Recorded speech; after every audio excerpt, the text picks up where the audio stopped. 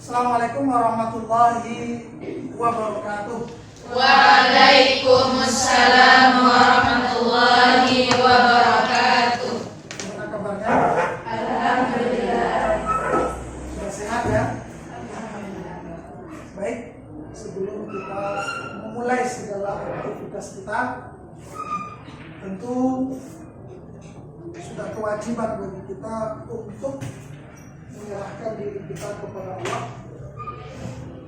Mari sama-sama kita berdoa. Berdoa silakan dipimpin oleh Ibu Diana. Sa'idna. Hayya nabda bidu'a.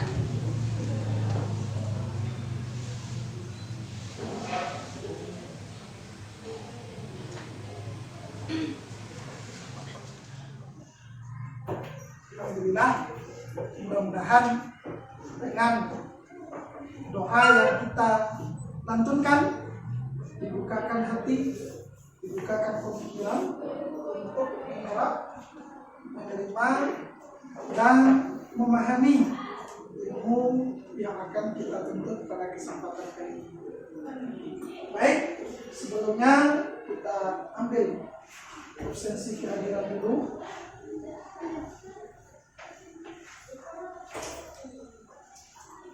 Aisyah, Anissa Faira, Ayu, Dea, udah sehat Dea? Alhamdulillah ya.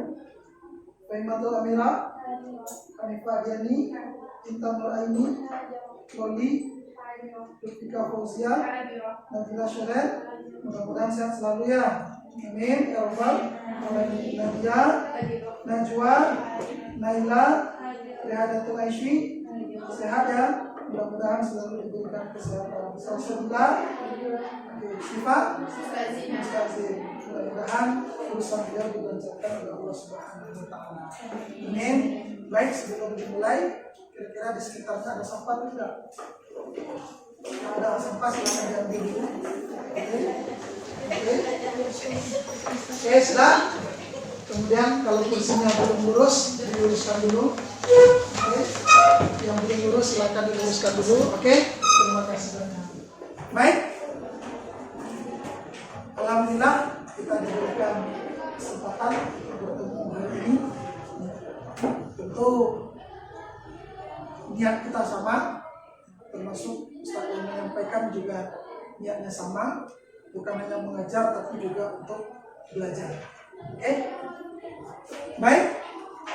Untuk pertemuan kita kali ini kita akan membahas tentang sejarah pengumpulan Al-Quran pada masa Abu Bakar dan masa Utsman bin Affan. Kenapa masa Umar bin Khattab tidak ada? Karena ada yang mau bertanya tentang ini? Ada yang sudah tahu? Silakan dijawab. Silakan berdiri. Jawab apa? Silakan lupa. Silakan. Oke, masa Umar bin Khattab, Umar cuma memelihara saja, cuma menjaga saja apa yang sudah dilakukan oleh Umar. Tentu masih ingat materi kita sebelumnya. Yang kemarin apa materi kita kedua? Yang pertama tentang pengumpulan Al-Quran pada masa Rasul dalam bentuk al-hifz, menghafal. Yang kedua dalam bentuk metode kitab. Itu materi yang kita pahami pada minggu yang lalu. Lalu apa kaitannya dengan materi kita hari ini? Tentu kesinambungan dalam bentuk proses penjagaan Al-Quran. Sebelum kita lanjut, ada nggak yang mau bertanya tentang materi? Ada nggak kira-kira kalau seandainya nanti saya minta kamu menjelaskan, kira-kira apa yang pengen kamu jelaskan? Kamu belum tahu, kira-kira tentang apa? Coba yang bertanya dulu dipersilakan. Ada? Ada atau sudah paham semua? Nah, coba siapa yang mau bertanya dulu tentang materi? Berdiri, terus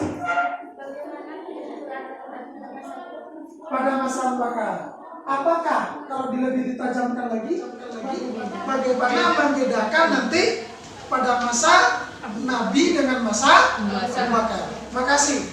Ada yang lain? Tentu kalau kita mau materi selanjutnya itu yang akan kita cari, membedakan apa yang dikerjakan oleh orang sebelumnya dengan apa yang kita kerjakan saat ini, membedakan apa yang dilakukan oleh Rasul dengan apa yang dilakukan oleh Abu Bakar. Apa pertanyaan lanjutannya? Apa pula beda antara Abu Bakar dengan Utsman? Kenapa Utsman nyatakan lagi? Nah, itu kira-kira itu yang akan kita analisa, akan kita cari. Bisa dipahami kira-kira? Bisa. Secara global ini materinya. Secara global ini materinya. Fase pembukuan Al-Quran sesudah zaman Nabi Muhammad SAW. Pertama, masa Abu Bakar. Yang kedua, masa Umar bin Khattab. Yang ketiga, nih, apa perbedaan? Bisa kira-kira apa perbedaan? Ini secara umum, berarti kamu harus menangkap ini. Apa perbedaan? Apa ini? Kemudian, dengan peta konsep ini, yang akan kita tuju adalah pertama, bagaimana menganalisa pembukuan yang dilakukan oleh Abu Bakar. Yang kedua, menelaah bagaimana perbedaan pembukuan yang dilakukan oleh Umar bin Khattab. Yang ketiga, menentukan atau menemukan. Lalu yang kamu temukan adalah apa perbedaannya. Sebab itu tujuan dari materi kita hari ini. Untuk melengkapi bahan ya, sesuai dengan buku yang ada di hadapan kamu. Mari sama-sama disaksikan. Lagi-lagi Ustaz berikan video. Dengarkan baik-baik, perhatikan baik-baik. Apa nanti informasi yang keluar dari situ kamu tangkap, kamu cerna, kamu tulis, lalu itu yang nanti yang kamu sampaikan, kamu lengkapi bahan-bahan kamu dari buku yang ada sama kita. Kita semua tahu bahwa Al-Quran di masa Rasulullah dituliskan di berbagai bidang dan tersebar di antara para sahabat. Lalu, bagaimana Al-Quran bisa dibukukan?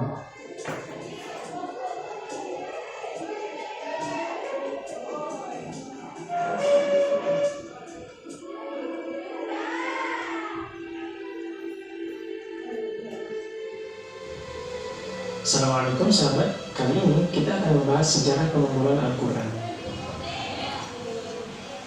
Pengumpulan Al-Quran pada masa Khulafaur Rasyidin dimulai dari masa Khalifah Abu Bakar As-Siddiq.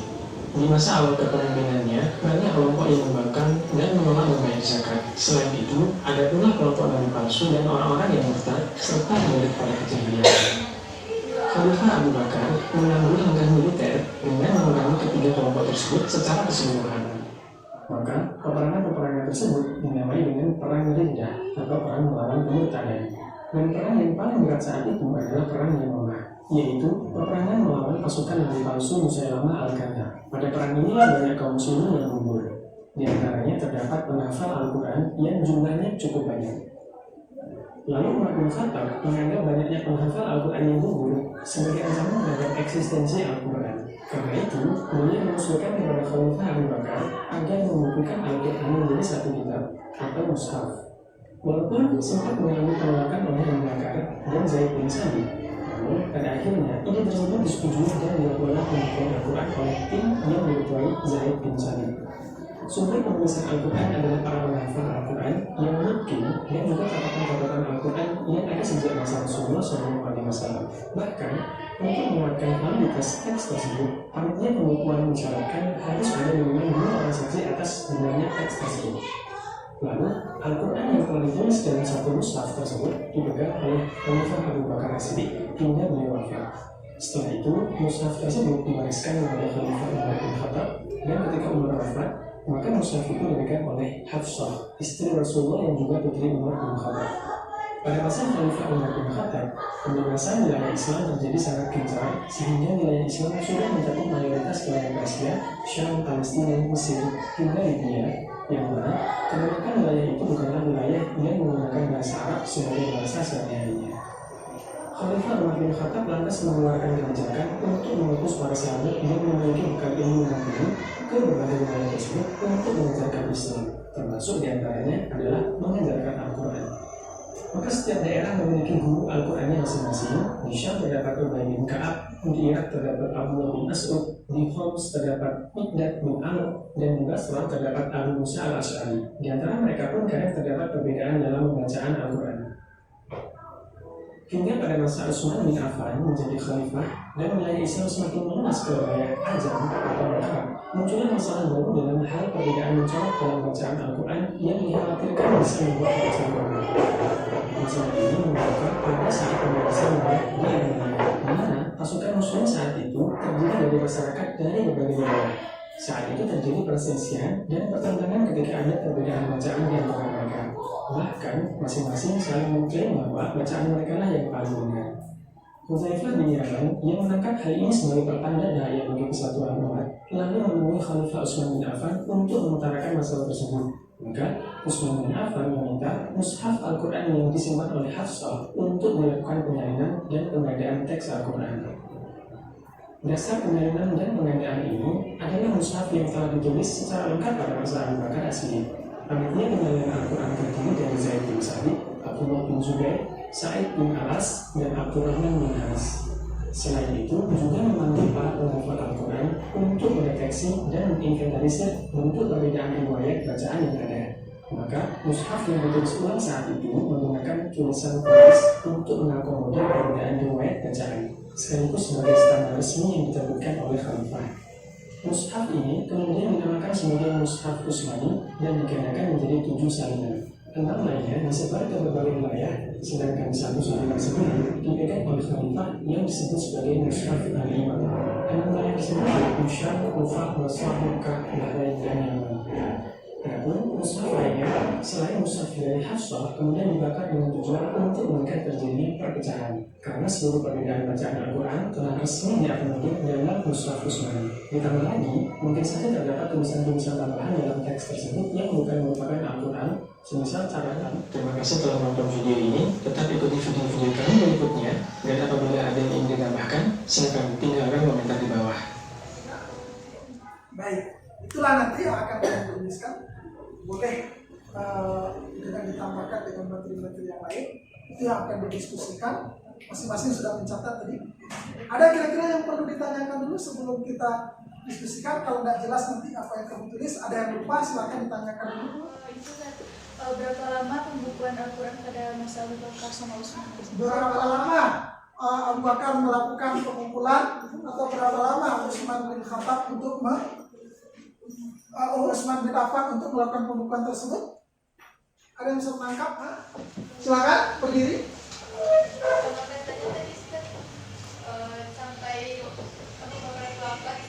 Sampai Abu Bakar itu wafat dilakukan pembukuan. Oke, terima kasih.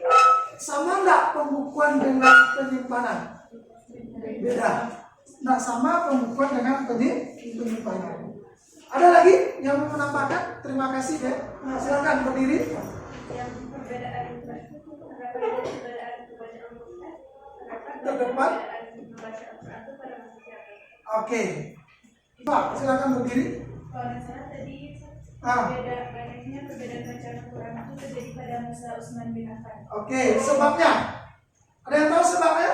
Ada yang melatar belakangi Utsman bin Affan itu? Umar atau Utsman? Nah, ulang lagi. Karena Utsman takutnya ada penambahan atau pengurangan Takutnya ada penambahan dan pengurangan dari Al-Quran. Ada yang menambahkan berdiri ya Pak?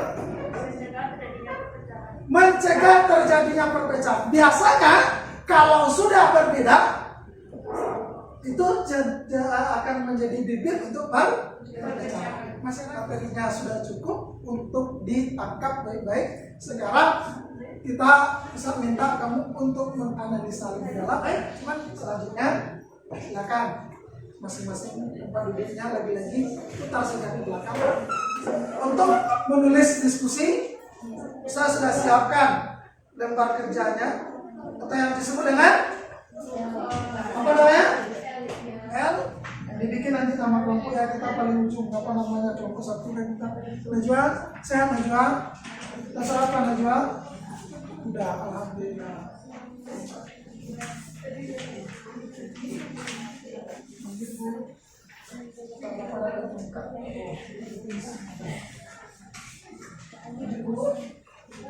Cukup? Udah. Terima kasih Bu. Oke, silakan. Jangan dipecah. Silakan. Ya, dari sini nanti muncul apa latar belakang, apa yang jadi motivasi, siapa yang melakukan. Bisa dipahami kira-kira? Bisa? Oke? Oke, waktu kita tidak lama, cuma 5 menit saja. Ya, silakan diperhatikan, ditulis sesuai yang ada di LKPD sambil didiskusikan, ya, disamakan,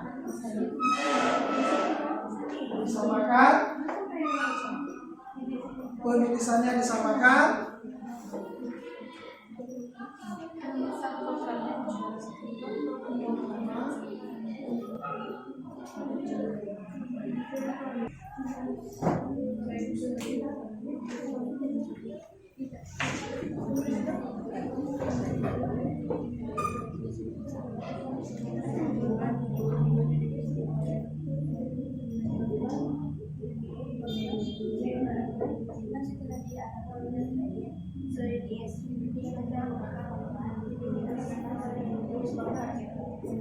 Diberikan kepada umat sebagai kepada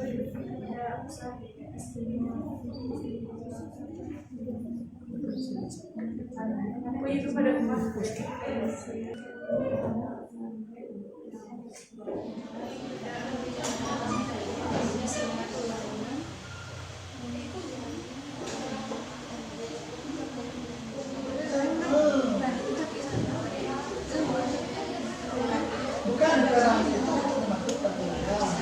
Kemudian diundang pasukan dan di pasukan itu saling beda bacaan. Ketika mereka saling beda bacaan, maka saling menyalahkan. Oke, kita mulai dari kelompok 1, 2, 3, 4. 1, 2, 3, 4. Oke? Nah, kita mulai dari 3 dulu. Silakan. Waalaikumsalam warahmatullahi wabarakatuh. Kami dari kelompok 3 akan menerangkan tentang pengakuan Al-Quran di zaman Abu Bakar dan Utsman bin Affan. Oke. Pada zaman Abu Bakar muncul golongan Aridah yang menyebabkan terjadinya perperangan. Karena terjadinya perperangan, banyak para ikhlas yang meninggal. Karena khawatir tentang Al-Quran yang akan perlahan-lahan hilang karena para pandai meninggal, Umar mengusulkan pembukaan Al-Quran kepada Abu Bakar. Lalu Abu Bakar memerintahkan Zaid bin Sabit untuk menuliskan Al-Quran berdasarkan hafalan yang mutakin dan catatan-catatan Rasul. Lalu mushaf yang ditulis Zaid disimpan oleh Abu Bakar. Setelah Abu Bakar meninggal, mushaf tersebut diberikan kepada Umar bin Khattab. Pada masa Umar hanya menyimpan mushafnya dan lalu dia memberikan kepada Hafsah. Saat masa Utsman terjadi perbedaan baca Al-Quran disebabkan karena wilayah Islam sudah menyebar di luar Arab dan banyak orang yang tidak mengerti bahasa Arab, sehingga dikirim para qari yang mengajar Al-Quran. Karena berbeda para qari dan berbeda juga cara membacanya. Karena khawatir, Hudzaifah bin Yaman memberitahukan kepada Utsman tentang hal tersebut. Lalu Utsman menyaring bacaan-bacaan yang berbeda dan menjadikannya satu mushaf yang sama. Dan mushaf tersebut disalin menjadi satu mushaf yang berbeda. Pertama kita kasih aplaus dulu. Itu bermantap dengan baik. Kira-kira ada yang mau bertanya? Ada nggak yang berbeda dengan pemahaman kamu? Nanti biar di kelompok 3 jawab. Ada nggak yang berbeda? Silakan kelompok 1. Baik, kami dari kelompok 1 akan menjelaskan apa itu perbedaan pembukuan Al-Quran pada masa Abu Bakar dan masa Utsman bin Affan. Perbedaannya adalah pada masa Abu Bakar dan Utsman sama-sama membukukan Al-Quran.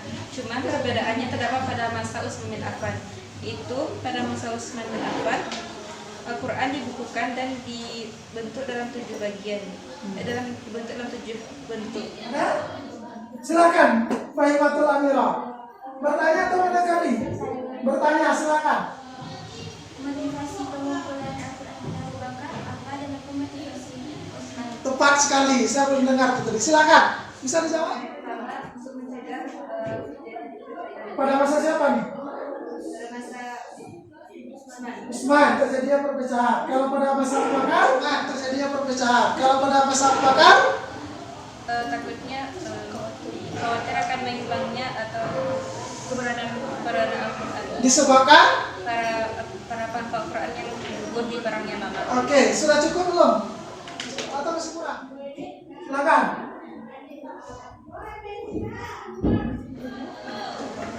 Silakan, yuk. Perbedaan Enggak, semuanya jawab. Pertama lagi. Silakan.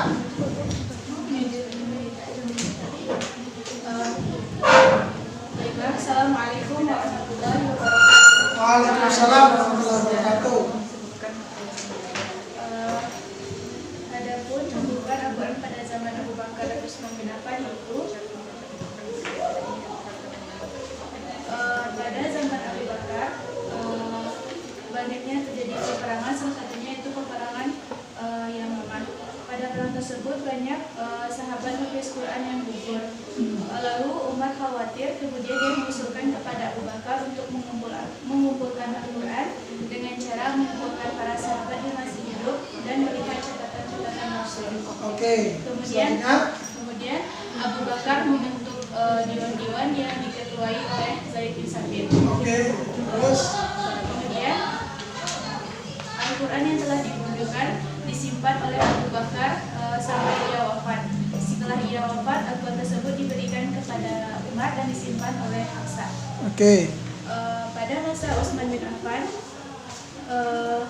banyak terjadi perbedaan pembacaan Al-Quran karena banyaknya perbedaan guru. Kemudian Utsman bin Affan mengadakan penyalinan dan penggandaan Al-Quran. Adapun motivasi Utsman yaitu yang pertama takutnya terjadi perpecahan, yang kedua banyaknya perbedaan bacaan, yang ketiga takutnya ada penambahan dan pengurangan. Adapun yang mengusulkan untuk mengumpulkan Al-Quran yaitu Huzaifah bin Yaman. Cukup bisa dipahami kira-kira? Oke, kita kasih aplaus. Mantap. Baik, kelompok terakhir. Ya, silakan disampaikan. Tadi nampak dia menangkap tentang perbedaan itu luar biasa. Kira-kira ada enggak perbedaan lagi yang perlu dikemukakan? Silakan.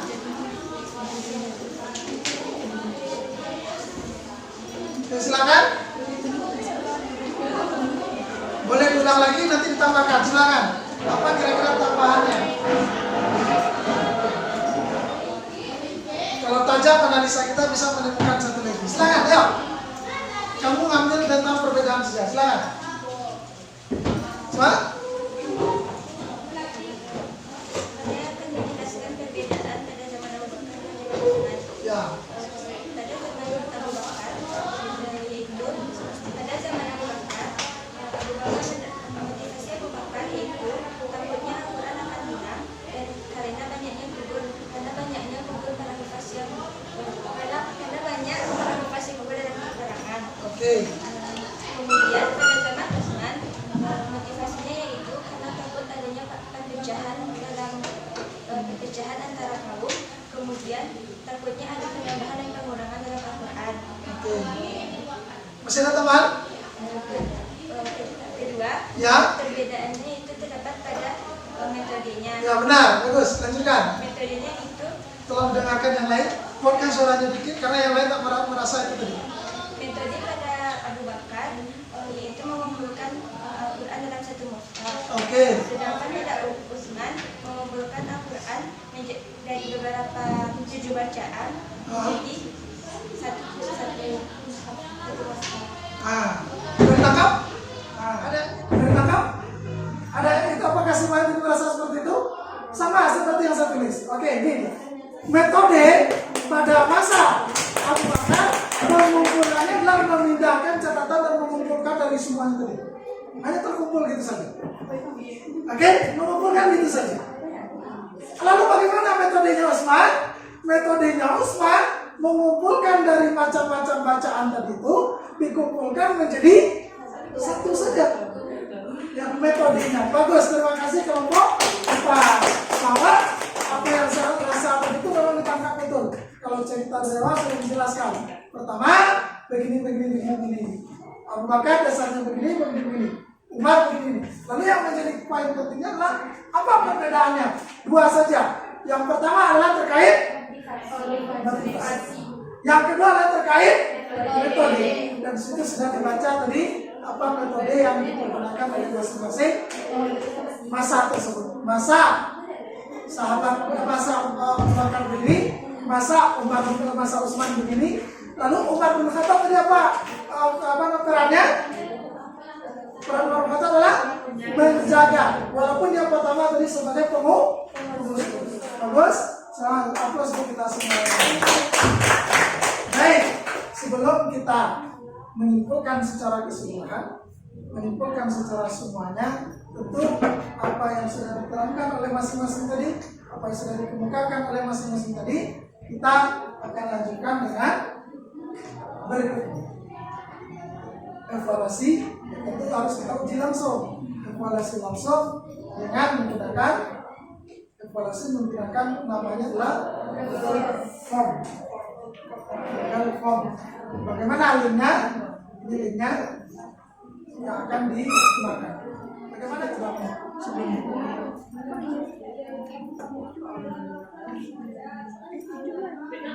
Langsung ya pakai nama, kan ada namanya langsung.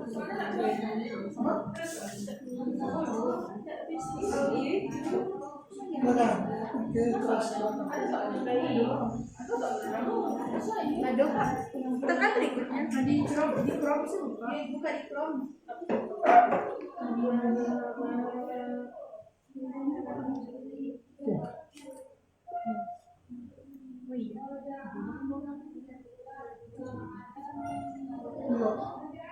Coba salin tadi. Mau salin dia. Di mana dia kayak salin lalu salin dia.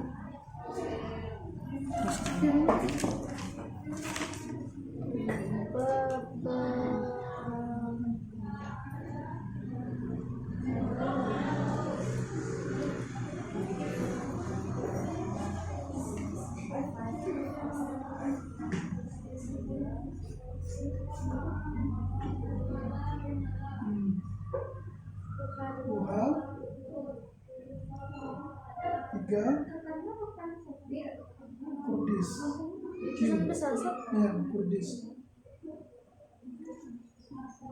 Oke. Bentar.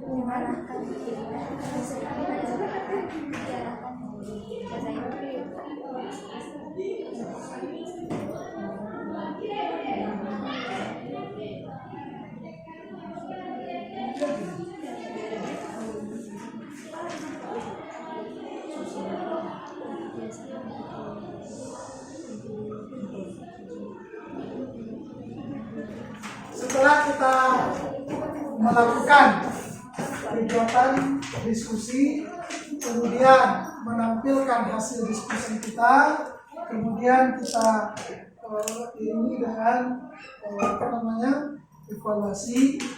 Setelah diperhatikan, kamu sudah bisa menjawab atau menceritakan sesuai dengan tujuan. Tujuan adalah mampu menceritakan, menganalisa sudah, menceritakan juga sudah. Terima kasih banyak, mudah-mudahan menjadi ilmu bagi kita. Amin. Ya Rabbal Alamin. Baik, sebelum kita tutup, mari sama-sama kita ambil kesimpulan. Yang pertama, periode Abu Bakar pengumpulan Al-Quran adalah dilatar belakangi oleh para hafiz Quran yang meninggal pada perang yang mana? Perang yang memerangi orang palsu, orang murtad.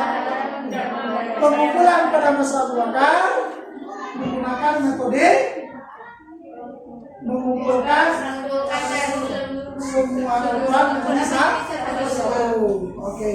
Kemudian pada masa Utsman motivasinya adalah karena perbedaan bacaan. Kemudian disatukanlah menjadi satu bacaan. Itu kira-kira ringkasan atau kesimpulan yang dapat kita ambil pada pertemuan kita kali ini.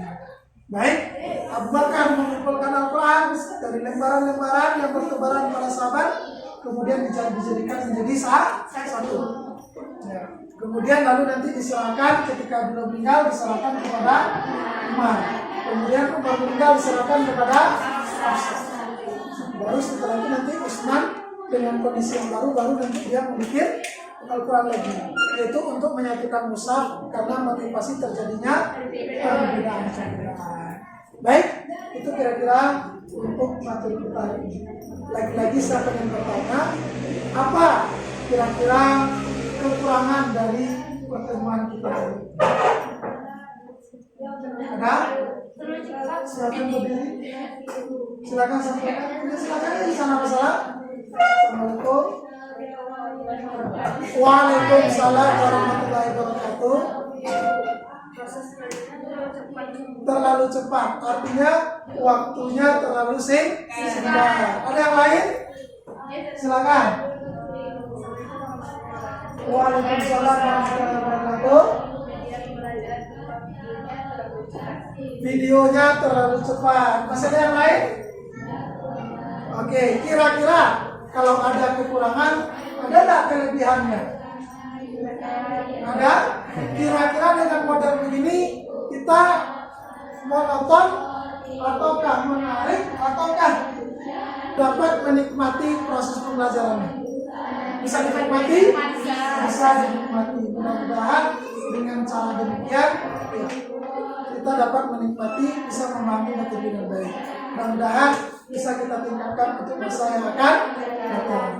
Baik, untuk materi kita yang akan datang, kita akan membahas tentang, kalau tadi sudah kita bicarakan bagaimana proses turun, bagaimana proses Nabi mengumpulkan, kemudian bagaimana Umar menulis, Abu Bakar menulis, selanjutnya untuk dari awal zaman Umar, zaman Utsman itu sampai zaman sekarang, bagaimana menjaga keautentikan atau keaslian dari Al-Quran. Ini pada pertemuan yang akan sebagai contoh misalnya, keautentikan Al-Quran itu harus dibuktikan dengan baris bawah, jangan sampai pindah ke baris atas. Baris depan jangan sampai dia berubah menjadi baris bawah. Itu sama dengan menjaga keautentikan Al-Quran. Inilah yang akan nanti kita bahas pada pertemuan berikutnya. Baik, itu saja untuk hari ini. Syukran jazilan. Mari kita tutup dengan doa kafaratul majlis. Subhanakallahumma wa bihamdika asyhadu an la ilaha illa anta astaghfiruka wa atubu ilaik. Kasih hapus untuk kita semuanya.